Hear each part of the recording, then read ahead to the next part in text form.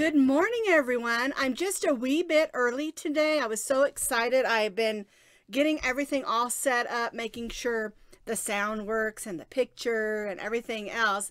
And I've got a lot of things to show you today and talk about today. So I wanted to just get a jump on the day. Well, welcome to my live video chat. This is Sara SAch of Posh Pooch Designs. Every Tuesday at 9:30 a.m. I try to have a live video chat. Sometimes technical difficulties stop me, but I do try to do this every Tuesday. Good morning, Carol. She's the first one to pop in. It's good to see you. Hi, Michelle. Well, anyway, we're getting ready for our live video chat, and I'm real excited about today's. I've got a lot of things to share with you and talk with you about. The first thing we need to do, good morning, Dawn. I see you popped in. The first thing that we need to do is clink in. I've got my butterfly cup today because I've been seeing lots of butterflies because I think that summer is finally hitting up here in Colorado where I live south of Denver. Good morning, Marlene. We had a gorgeous day yesterday. It was like 60 in the morning. And good morning, Leslie. And Tammy, you guys are popping in. I'm so glad to see you all. Anywho, we had a gorgeous morning yesterday morning, about 60 degrees. And I think the high may have been 80. I'm not sure. It might have been higher, but it was just a gorgeous, gorgeous day. All right, let's take a moment and everybody clink in. Clink.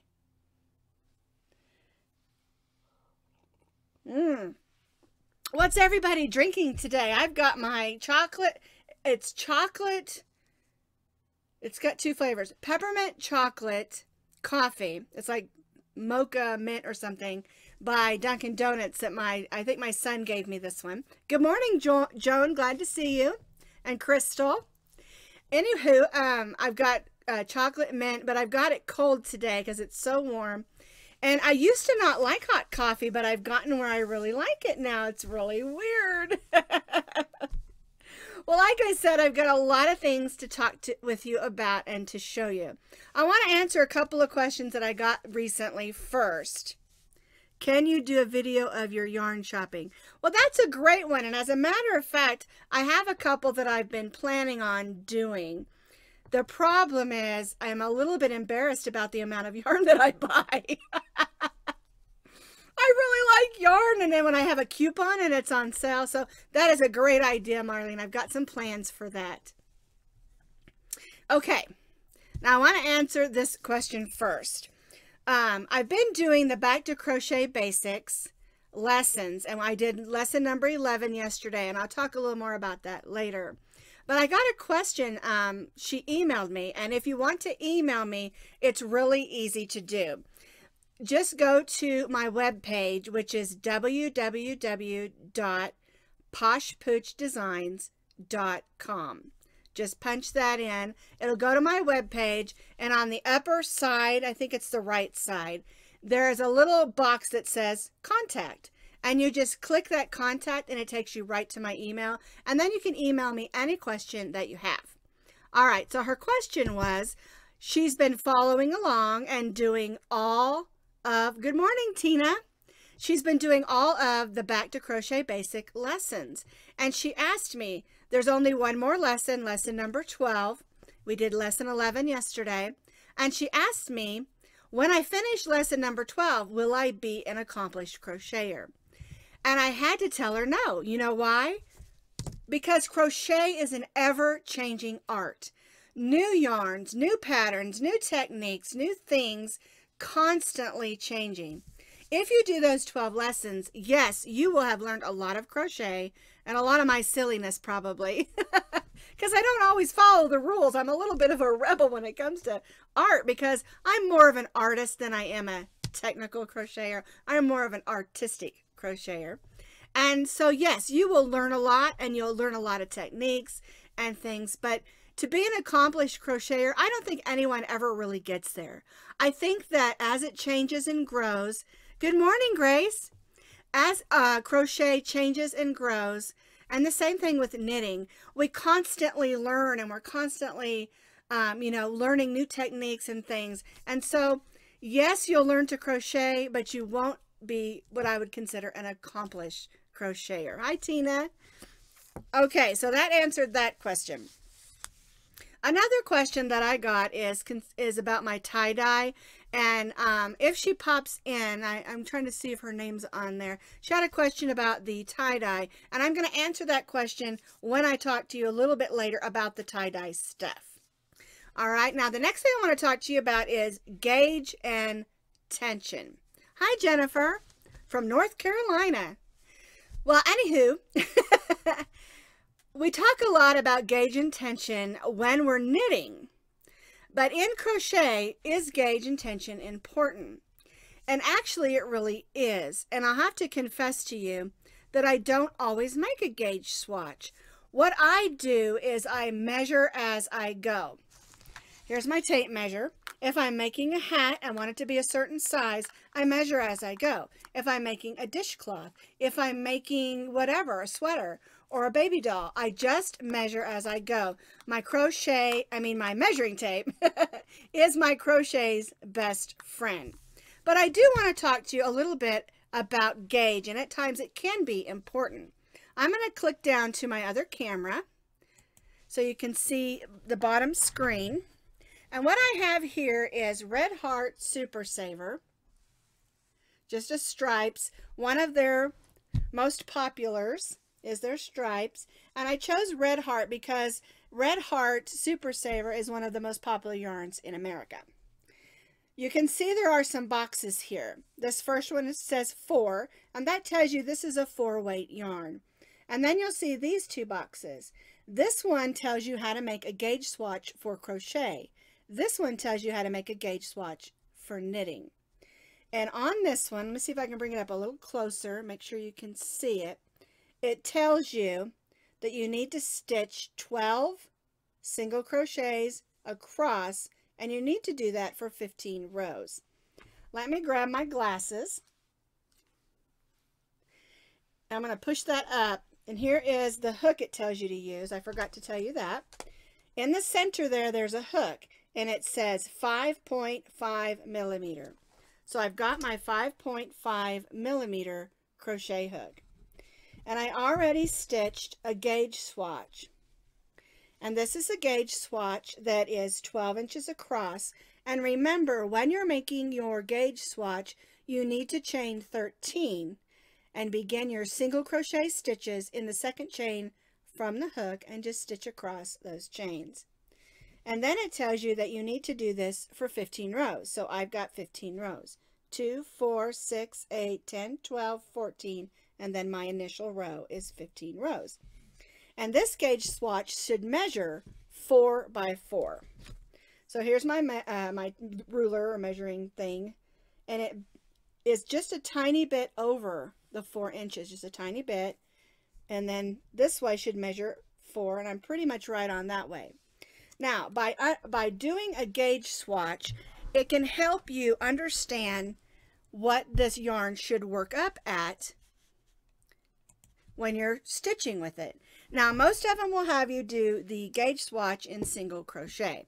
Now, when a pattern tells you that you need to stitch a certain number by a certain number to make your gauge swatch, that's because every pattern and every pattern designer does things differently. Good morning, Jennifer and Shirley.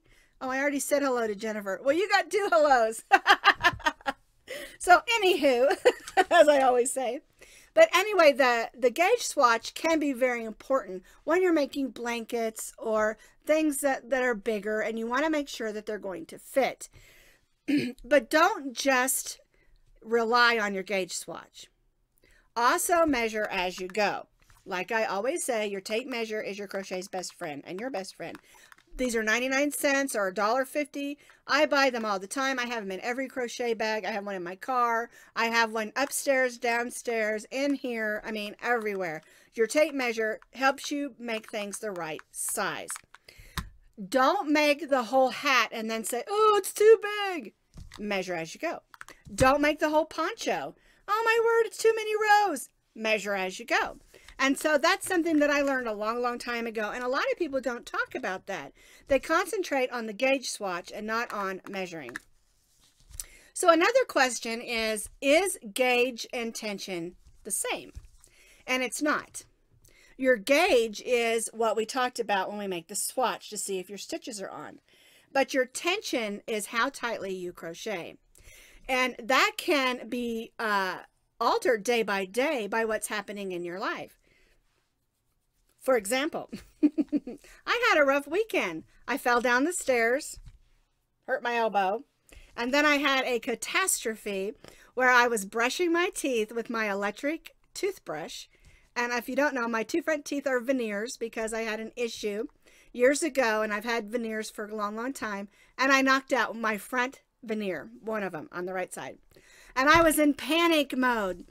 I called my dentist, and they were closed on Mondays. And so I had to go to a different dentist, and they were so nice, took great care of me, and they fixed it and got it in. I told them, I said, I have a video to do on Tuesday. I cannot look like a hillbilly and have a tooth missing. So I was tense, hence tension. When things are happening in your life, you know, everybody has life, everybody has struggles.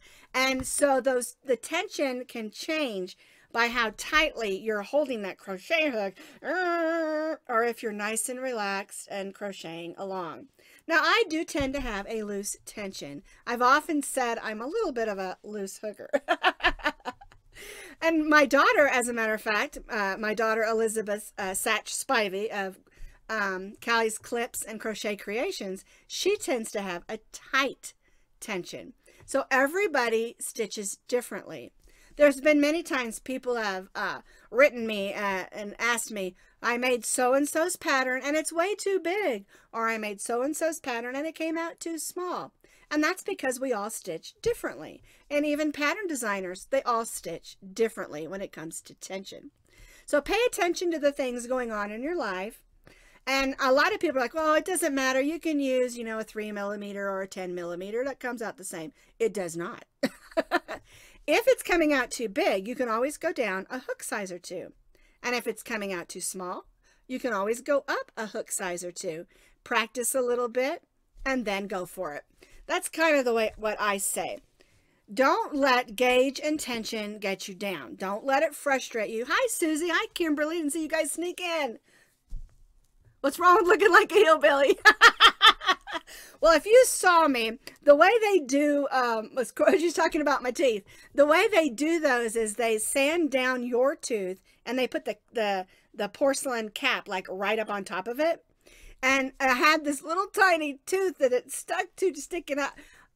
I'm telling you, I never ever have used an electric toothbrush. I've always just used a regular one. Last time I went to the dentist, she said, you know, you're a coffee drinker. You need to use that electric toothbrush and get on the back side of those teeth. Well, I did what she told me and I knocked my own tooth out. So we're fixed. So I'm telling you, I have the knack of, if something can happen, it usually happens to me. It's just, I've just always been that way. So anyway, I got the dentist that did it. They did a great job. They took great care of me. I was in panic. I was in tears, you know. So anywho, that's done. Okay, so anyway, I hope that sort of answered your questions. And if you have more questions, feel free to ask them. And then also, I'll put the link to this video underneath on Facebook and on YouTube so that you can go and look at the blog. And I've added some extra links. If you have more questions, you can read more about gauge and tension. The main thing I tell people, depending on the pattern, gauge can or cannot be important when it comes to crochet. But remember, I've probably said this 100 times if you watch my videos, your tape measure is the best friend of crochet. Measure as you go. Don't let crocheting too big or too small frustrate you, okay? All right, now let's talk about what's new this week at Posh Pooch Designs.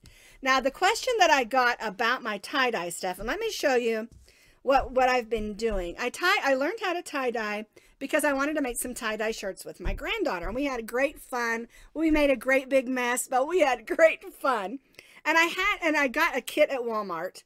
15 bucks, and you get like 12 different colors, everything you need to tie-dye, except for like you need baking soda to soak first and then white vinegar to soak when you're done.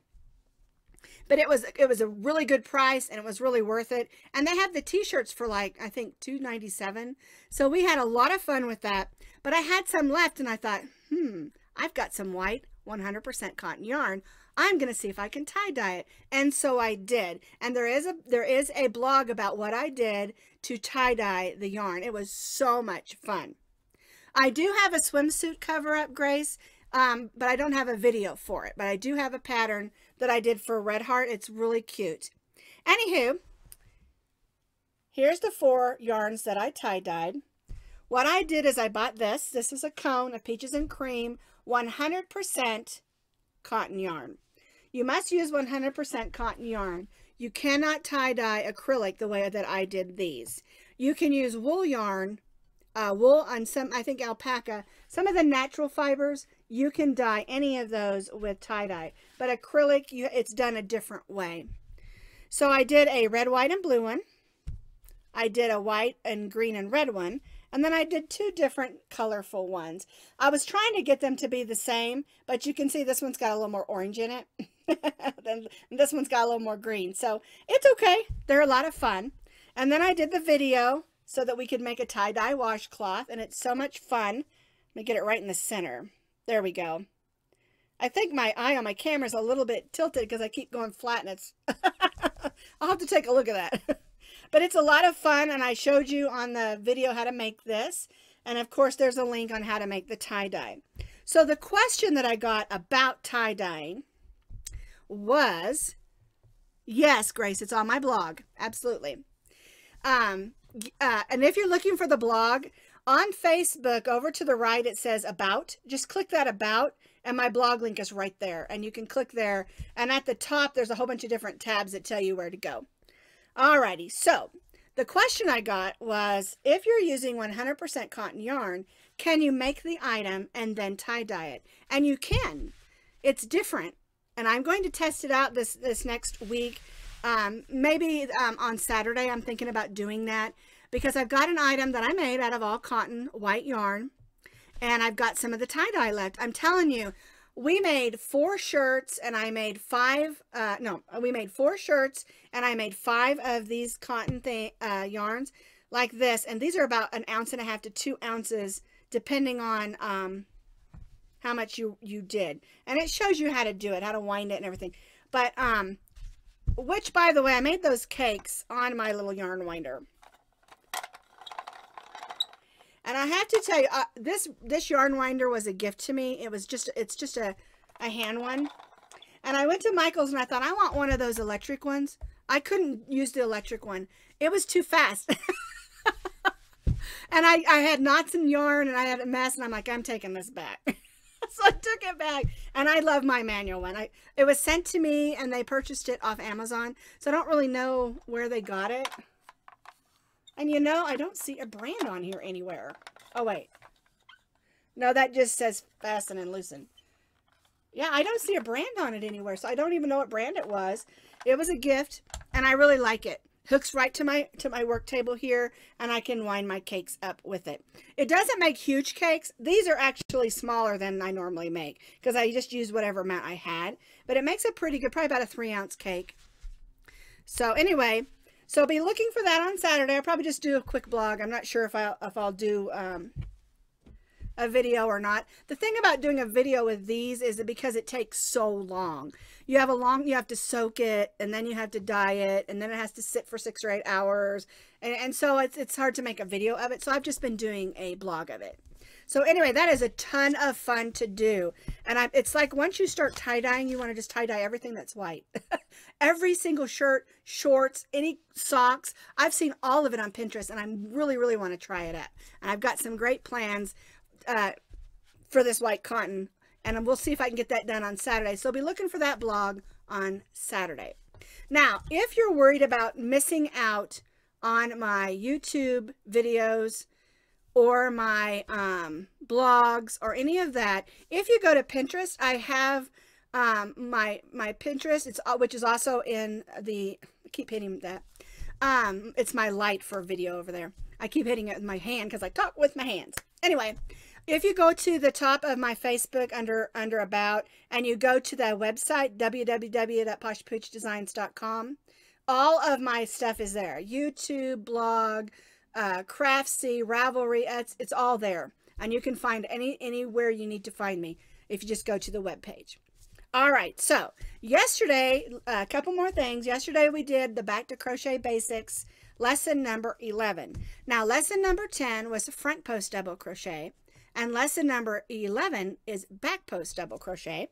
And so we made these little washcloths. And if you're not familiar with my Back to Crochet Basics, what I do is at the beginning of the video, we do a little lesson and sort of explaining what the stitch or the technique that we're learning is. And I call that the lesson portion.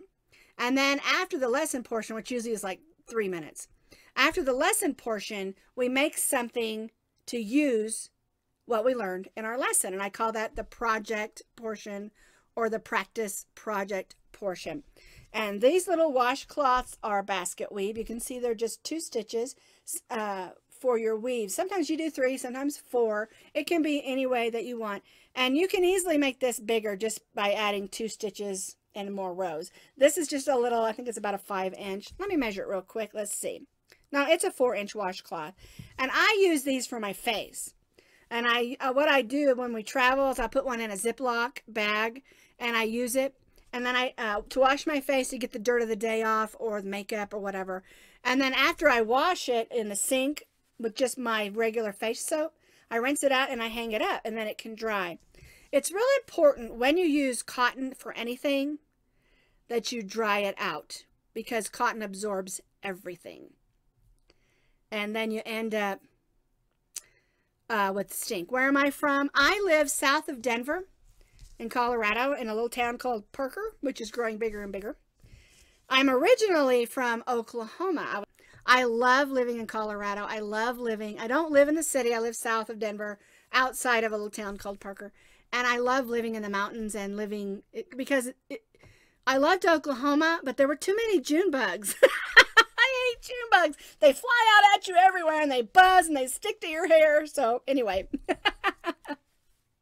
All right, the other video that we got done on Friday was this hat video. This is I was going to call it the Big O hat because it's the same yarn as the Big O beach bag, but it's really not a Big O hat. It's just a beach hat or sun hat. So I just called it the Strata hat. It's really nice because it has open weave on the bottom and on the top, and then you've got your nice wide brim. Keep the sun out of your hat. This one I'm keeping. A lot of the things I give away, but my Big O beach bag and this Strata hat, they're mine. I'm taking them on vacation. Okay. Whew. That's everything that's new this week. And I want to tell you about something that's happening on Saturday. Have you heard that it's International or Worldwide Crochet and Knit in Public Day on Saturday? So if you're going to go out and run some errands, stop by a park and sit down and crochet and meet some people. Or wherever you go. Sometimes I just sit on the hood of my car. And it's amazing when you start crocheting, or if you're a knitter, bring out your knit. And it's amazing how people come over and say, "What you doing? What you making?" You know, so I like to go to the park also. We have a wonderful park here. I take the dogs and I put out a blanket and we sit down and I just crochet out there in the park. So anyway, Saturday, June 9th, is International or Worldwide Crochet and Knit in Public Day. Grace says today is her 42nd wedding anniversary. Congratulations. I just had my 36th wedding anniversary. Congratulations. 42 years is a long time to put up with one man. If someone can put up with me that long, I'd be pretty happy. Because I do have my own little things about me, don't we? If anyone can put up with my yarn habit, that's good. So I hope your husband puts up with your yarn habit. Yes, crochet always makes conversation. It sure does, because usually when I'm sitting there in the park and someone walks up to me, they say, "What you knitting?" And then I say, "Well, I'm actually crocheting." And it's a good time. Don't get upset when someone calls your crocheting knitting. educate them on the difference between knitting and crochet. And I usually say crochet is done with a crochet hook and knitting is done with 2 needles. So anyway, let me let you go. I was so happy to see all of you here today. I hope everyone clinked in. And remember, if you have any questions, feel free to ask them. If I don't know the answer, I'll do the very best I can to find you one. Everybody have a great week. And remember, knit in public I can't believe I said that. Crochet in public this Saturday. Have a great week.